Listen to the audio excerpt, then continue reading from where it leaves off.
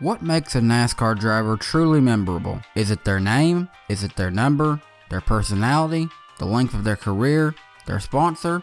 Their number of wins and championships? In a lot of cases, it's got to be a combination of all of these. Therefore, some drivers who have only had some of these characteristics can often be forgotten, and that's when they end up on my list of NASCAR drivers you forgot about. And here are 5 more.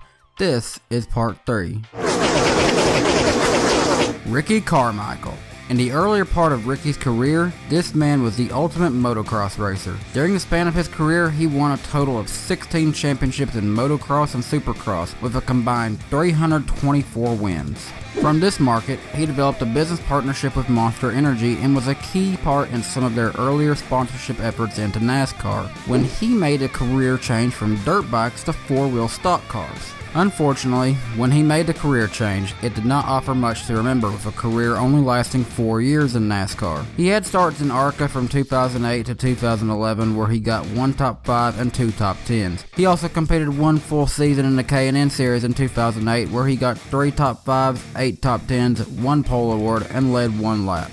Then there's where we more commonly found him in the Camping World Truck Series. In 68 starts between 3 years, Carmichael earned 4 top 5s, 18 top 10s, 1 pole award, and led 40 laps. And he also had 8 career starts in the Xfinity Series where he did get just 1 top 10. While Carmichael was one of the greatest of all time on a dirt bike, his NASCAR career is certainly hard to remember. Today, Ricky Carmichael is a Hall of Famer for his own efforts in the motocross and supercross world and is focused on growing the future of dirt bike racing.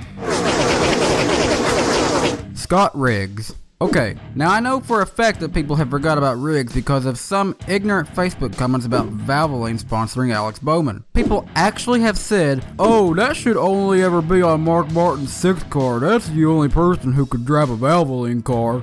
Like, are you serious? So, you're forgetting AJ Allmendinger, Dale Jr., Matt Kenseth, Greg Biffle, Carl Edwards, Todd Bodine, Patrick Carpentier, who, by the way, would be great for this list, Johnny Benson, and most importantly, Scott Riggs. Scott Riggs became best known for his time in Ray Evernham's 3rd car to number 10. He raced in the Cup Series for 10 years, but in that time, he only ever ran 1 full season, and that was in 2005. Every other season, he missed at least 1 race. However, in his time racing around Cup for various teams, he only ever got 4 top 5s, 16 top 10s, 3 pole awards, and in 50,000 laps he ran, he only led 184 of them. The closest thing to a victory for Riggs came in 2005 when he won the Nextel All-Star Open and advanced into the All-Star race. While his numbers in Cup have underwhelmed, his performance in Trucks and the Busch Series proved that he did have potential before going into 2004 as a Nextel Cup rookie. Having 4 Busch Series and 5 Truck Series victories between 2001 to 2003, Scott Riggs definitely seemed like a good fit, and you can't blame Ray Evernham for investing in him. We now haven't seen Scott Riggs in any NASCAR competition since 2014, and until 2018 he did not have much racing at all, but he has competed in 1 car super late model race in 2018, so we'll see what Scott decides to do for the rest of his career.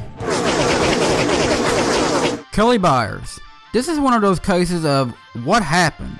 When it was announced at the end of 2009 that Brad Keselowski was leaving Junior Motorsports for Penske Racing, the question was, who will drive the Nationwide Series number 88 next? Well, in September of 2009, Junior Motorsports announced that they had chosen to sign Kelly Bires to a 2-year full-time deal. Remember, full-time. That's what they said. Well, imagine everyone's confusion when Dale Earnhardt Jr. showed up in Daytona to drive the 88 car instead of his number 5 car from the previous 2 seasons. I mean, at the press announcement in 2009, it really sounded like they were invested fully into Kelly Bires. But we didn't see him debut in the 88 until the 2nd week at Auto Club. Mostly because sponsorship wasn't fully there for 3 cars at Daytona. GoDaddy had Danica Patrick, and Hellman's Mayonnaise wanted specifically Dale Jr. at Daytona. Without that 1 start at Daytona, Bires still hoped to just focus on the rest of the season, maybe even going after a championship, although it would be hard at that point. Well, Bires started off fairly strong in 2010 with a 7th place finish at Auto Club and starting 3rd at Bristol, but that's it. After only 10 races, Junior Motorsports released Bires because, in Dale's word, they just weren't clicking.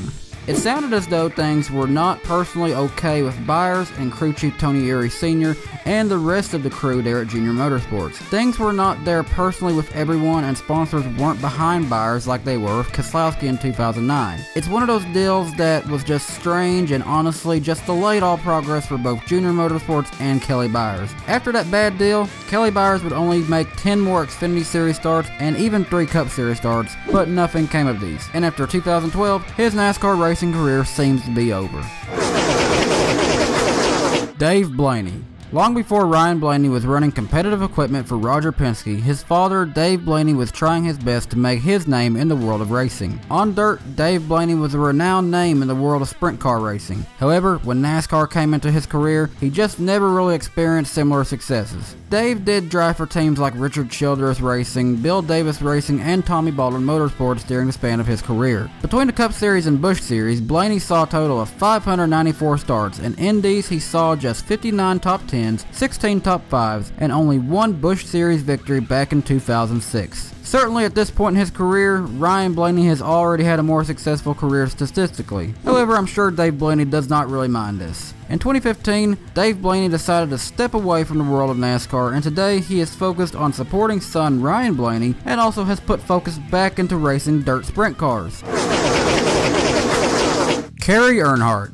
Everybody knows who Dale Earnhardt was, a true legend of the sport. Likewise, everyone also knows who his son Dale Earnhardt Jr. was, who retired last year after Homestead, Miami. However, often overlooked was Dale's oldest son, Kerry Earnhardt. Today, Kerry's son Jeffrey Earnhardt is also trying to keep on the Earnhardt racing name, but unless things change, I fear it may go the same direction as his father, and that wasn't really up. Between NASCAR's top 3 series, Kerry Earnhardt only made 106 starts from 1998 to 2009, and his average finish was around 27. In fact, he only ever recorded 1 pole award, 6 top 10s, and only 3 top 5s. When you compare him to brother Dale Jr. and father Dale Sr., it's definitely not hard to forget about Kerry Earnhardt's racing career. However, Kerry Earnhardt has been in the news in recent years for all of the wrong reasons though. Today, Kerry and wife Renee have been involved in a legal scandal with the widow of Dale Earnhardt, Teresa Earnhardt, over the use of the Earnhardt family name, trying to claim that she owns the entire Earnhardt name and is preventing them from using it in their home design brand. Personally, I think this whole mess is ridiculous. This is the son of the man you loved. Also, it's a name you married into where Kerry was born with it. Not to mention, there are way more extensions of the Earnhardt family than just the racing family of North Carolina. What if an Earnhardt from Texas wanted to start up Earnhardt's Bakery, and it has nothing to do with Dale Earnhardt at all? Would you still try to come after them? No, you wouldn't. That makes no sense, it's just his name. Anyways, aside from that, Kerry Earnhardt has been seen on the scene of the Goodwood Festival of Speed Hill Climb, along with former WWE Universal Champion Bill Goldberg. So it is good to see that Kerry is still having fun these days. And that does it for another list of 5 NASCAR drivers that you may have forgot about at some point. What did you think? Know any other forgettable drivers? Drop a comment down below and tell me a few more. And don't forget to give the video a like while you're here. If you want to support DannyBTalks, you can pledge to my Patreon like this guy right here for as low as $3 a month. If you're new here, make sure you hit the subscribe button, click the notification bell, and go follow me on Twitter at DannyBTalks to stay notified whenever I upload. As always, thanks for watching, and I'll see you for the next video. Bye guys.